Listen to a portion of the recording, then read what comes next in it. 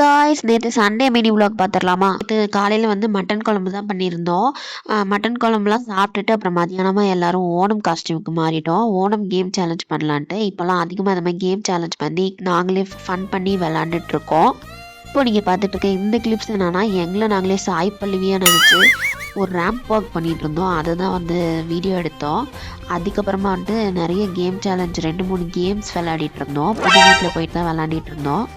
இந்த மாதிரி நாங்கள் பண்ணுற கேம் சேலஞ்ச் நிறைய பேர் நல்லா இருக்குன்னு கேட்டிருந்தீங்க. அதனால தான் நேற்று ஒரு ட்ரை பண்ணலான்னு பண்ணியிருந்தோம். நாங்கள் ஃபஸ்ட்டு வந்து இந்த கேம் தான் பண்ணியிருந்தோம். இந்த மெழுகுவர்த்தி வந்து வாயில் பேப்பர் வச்சு அணைக்கிற கேமு.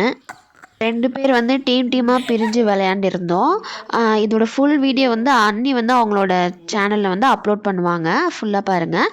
அதுக்கப்புறமா வந்து இந்த ஒரு கேமு, இது வந்து கை மேலே கப்பு வச்சுட்டு கல் பொறுக்கி பொறுக்கி போடணும். இந்த மாதிரி ஒரு கேமு.